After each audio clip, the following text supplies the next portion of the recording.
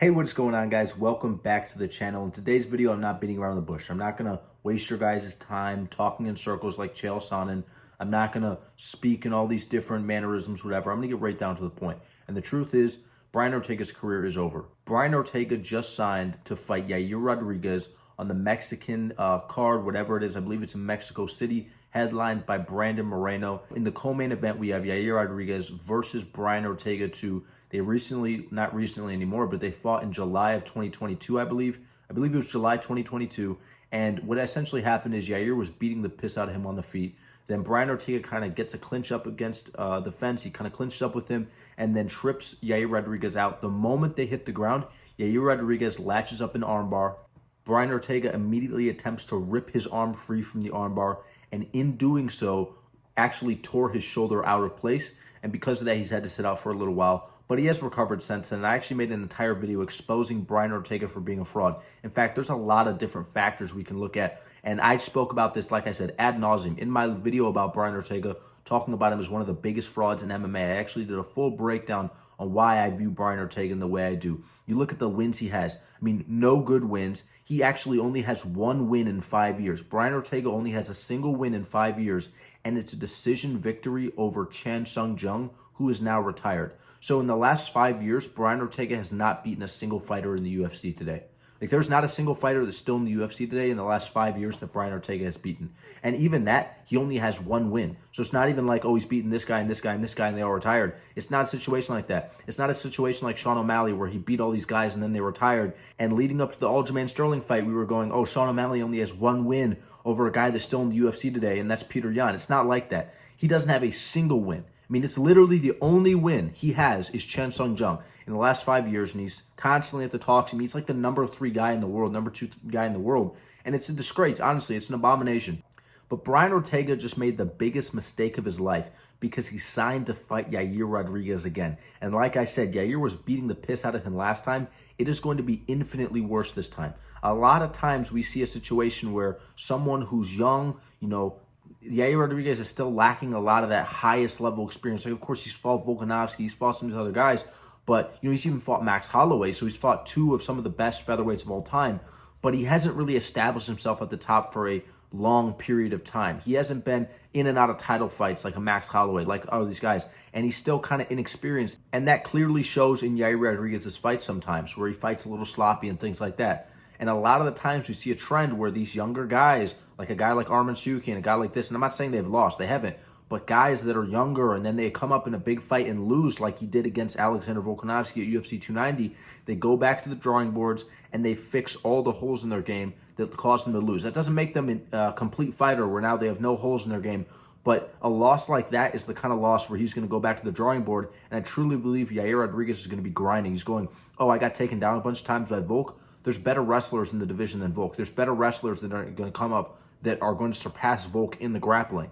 I'm not going to be able to stop their takedowns unless I work on this. So I think Yair is going to be working on the grappling. He's going to be working off his ability to get back up to his feet, his jiu-jitsu off his back, keeping distance better, not being as sloppy. And I think we're going to see a lot more technical striking from Yair Rodriguez. And it's crazy to say that because he already strikes at an incredible level, and he's so dangerous. He's so vicious. I mean, look what he did to Josh Emmett. Look what he did to Chan Sung Jung. Look what he's done to some of these other guys. Look what he was doing to Brian Ortega. He literally submitted Brian Ortega. And I think Yair Rodriguez is going to be more motivated than ever. He's going to be coming off that Volkanovski loss. He's going to fix the holes in his game.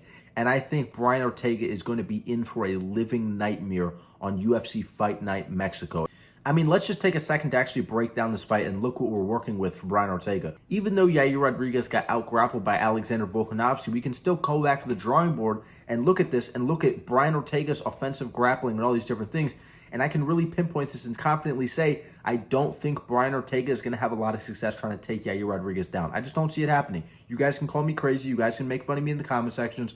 I don't think it's going to happen. And maybe Brian Ortega goes out there and puts on a grappling masterpiece, and he's been working with Khabib in his off time. Like the past 2 years that he hasn't fought, he's been grinding with Khabib. I mean, he literally has not fought in a year and a half, which is insane to say. Time flies. I remember watching the fight. I was at like a food pantry. I remember watching the fight in my car in the summer, and I went to my buddy's house after, and it's already been a year and a half. Like, it's crazy. But Brian Ortega hasn't fought in a year and a half. Yair Rodriguez hasn't fought since the summer, so it's been like, half a year-ish for Yair. It's been a year and a half for Ortega. And I see a scenario where Yair Rodriguez goes out there. He starts very, very slow. I believe it's a 5-round fight. So Brian Ortega is screwed if it's 5 rounds. I believe it is. I believe Yair Rodriguez is going to be very, very patient. He's going to be feeling the distance. Brian Ortega does not have good takedown entries. And even when he clinches up with you, even though he was able to take Yair down with that one trip, Yair Rodriguez literally let him take him down so he could scramble into the armbar position. And guess what? He ended up locking it up and technically submitting Brian Ortega. You know what I mean? So I see a scenario where, Yair Rodriguez just keeps bouncing back and forth, kind of like how Sean O'Malley did to Aljamain Sterling. And I think this is going to be very indicative of that matchup. We're going to see a fight where, Brian Ortega is trying to press Yair back and trying to track him down so he can shoot a takedown or clinch up with him. Not even like a low shot to get down to the legs, but just kind of like a medium shot, which is more what wrestlers do when they're in street fights. And this is something Aljamain Sterling does a lot, where he won't shoot super low. He'll shoot more towards your body just to wrap his hands around you and clinch up with you. Because he's not looking for a single leg or a double leg immediately. He's looking to chain wrestle with you. And I don't believe Brian Ortega is going to go out there looking for the blast double leg like Michael Chandler. I think he's going to go out there, he's going to look to clinch up with Yair Rodriguez, and he's going to look to trip him out. And I don't believe that's going to have a lot of success. The thing is, if your game plan is to track someone down and clinch up with them, like Aljamain Sterling's game plan is with most of his opponents, like Brian Ortega's game plan is when he's trying to use his grappling advantage against one of his opponents, the problem with that is you have to be able to, clearly track down your opponent, cut off the cage excellently like Sean Strickland did to Israel Adesanya, and then eventually shoot in on them. You don't just, magically, catch them and shoot a takedown. It doesn't work like that. Unless you're an incredible wrestler and your cage cutting isn't that good, it's just not going to happen. You know what I mean? We saw Aljamain Sterling when his, game plan of trying to just look for an opening and then shoot a takedown on Sean O'Malley wasn't working. He actually started backing up to try to bait Sean O'Malley into pressuring him so that he could then shoot a takedown as Sean O'Malley tried to pressure him, maybe came in for a punch or a kick. He goes under, takes him down. And that was his game plan and it failed. You know what I mean?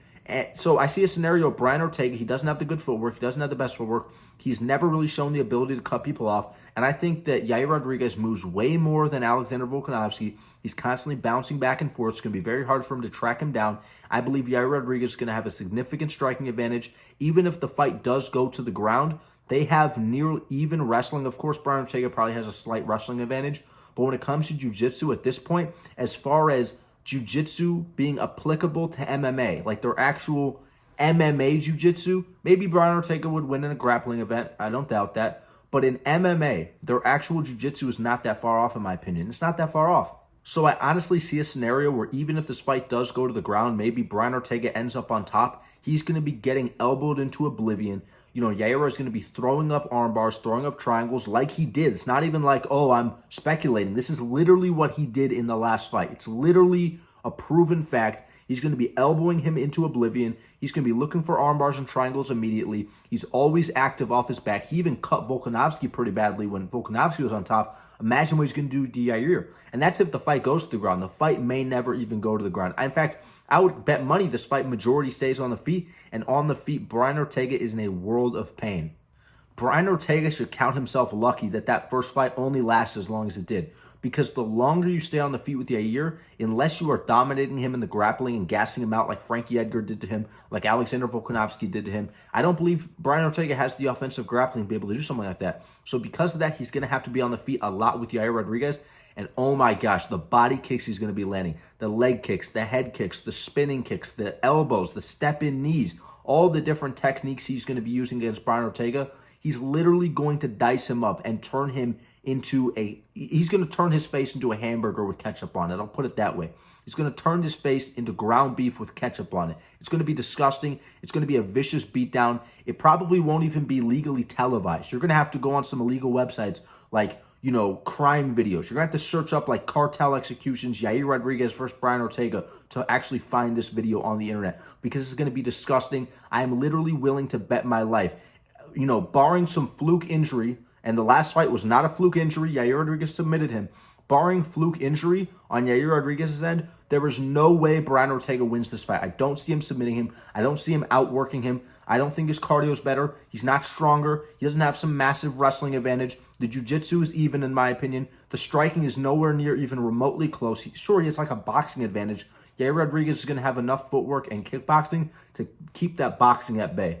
So at the end of the day, I think this is going to be a one-sided beatdown for Yair Rodriguez, and Brian Ortega honestly should consider retirement after this fight. I made an entire video bashing Brian Ortega for being a fraud, for being inactive, for all these different things.